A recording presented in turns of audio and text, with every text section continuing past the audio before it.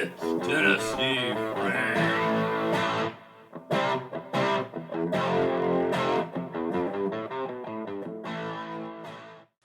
Hey guys, what's going on? Tennessee.Frank here, and we're going to take a look at some bushcrafting knives, or knives that would be suitable for bushcrafting.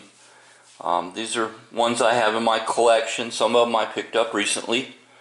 Some of them I've had for several years. First one we're going to look at is going to be the Lapin Puko knife. A real good friend of mine who lived in Alabama gave me this many years ago, and you can see it's about a 3.5-inch blade. See by the handle design here, I did put this finger choil in there just to kind of stop my hand from sliding up the blade. But these knives are designed for a pull cut. They're made so when you're going to cut something, you're going to be pulling it away from you. You're not going to be really stabbing with these knives. I guess if you did have to stab into it, you would probably hit this here to get into something. But it has a full Scandi grind, which is kind of the traditional way they made these knives. It's got a flat spine, 90-degree spine, so it will work real well with your fire steels. High carbon steel blade.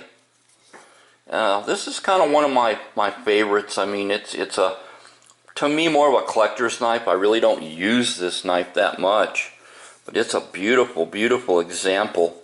And then next we can look at one that's just kind of a classic. It's the Mora knife. You probably saw this on one of my last videos. It does come with a plastic scabbard, has the drain hole.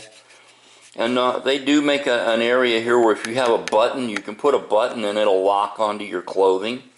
And also a clip. This is a carbon steel blade, and I have blued it. I did go ahead. These do not come with a 90-degree spine. But as you can see, I went ahead and ground that to get a 90-degree spine. That way you can use it with a fire steel as well. But yeah, these Mora knives are really, they're nice knives for the money. They're about $22 to $25, depending on which one you get. One of the last ones I got is by Bushcraft, and you can see here Bushcraft, and it's not a bad knife. They do have blued steel. It's not really a Scandi grind as such like the other two. It's more of a low saber grind with a little bit of a micro bevel. It's reasonably sharp. It has walnut scales, and it's not a bad knife. The issue that I had to make a sheath for this. The sheath that comes with it, it's real thin leather. You know, the knife doesn't really fit well. It's, you know, it's loose. It's not really a very good sheath. So I had another sheath from another knife I had. I repurposed it, recut it. Used a Chicago screw to put this on, so it's, you know, going to give you some movement. But yeah, I stitched up a new sheath for it, and this thing fits in there real nice now. And like I said, it's designed so you got movement, you can move it around. I didn't want to stitch it on there. But with this new sheath, this would not be too bad of a bushcrafting blade, as such as it is. This is 1066 carbon steel. I'm not sure what carbon steel they use in this. On some of the newer ones that I've looked at, it's SCR V2, I believe it was, they said. But yeah, these carbon steel blades, I like a good carbon steel blade. Of course, we do have some folders that can be used for bushcrafting. Of course, you've seen the Rat 1. This is in D2. This is a full flat grind. So it might not be the best for doing like wood crafting, but for slicing it's excellent.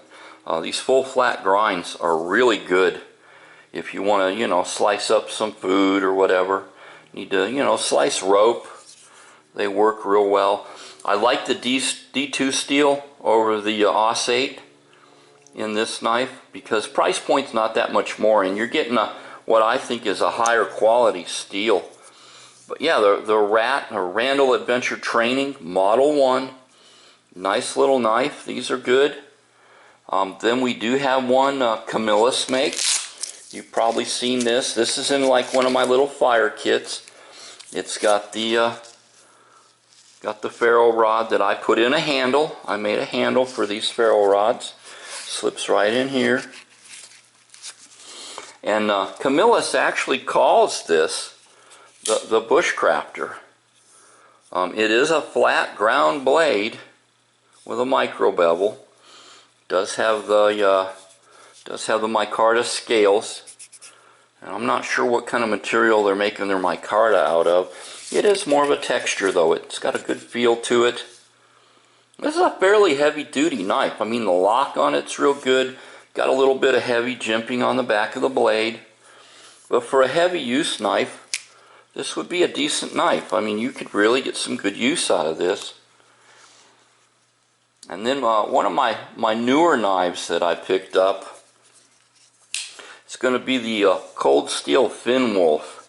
And this is a Scandi grind, which is unusual for a lot of folders. Real lightweight, one piece, kind of, I think they call it grievery or something, grivery. It's like a plastic they have, but it's a real heavy duty plastic. It does have the that tri-lock system that Cold Steel puts in their knives. It's a good solid lock. And if we compare blades, you can see it's real close in size and shape and everything to this this Puko knife that I have. I love this knife, but I just really don't want to use it because it's kind of a keepsake from a good friend. But this gives me that same blade shape, same utility. It does have a 90-degree spine, so it works real good for starting fires with your ferro rod. And I do have a fire kit made up with one of these knives. I got the orange one because if you're out and you lay your knife down, these orange knives are a lot easier to see than something like the green. But yeah, you can see that fits right in there. And this is just a magazine pouch, a 511 magazine pouch. But it works good for knives and stuff too, just as well. But out of all these, if I had to probably pick one, I would probably go with my Mora.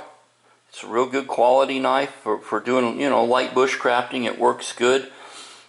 I probably would at least go with two. I would have my fire kit and then a Mora.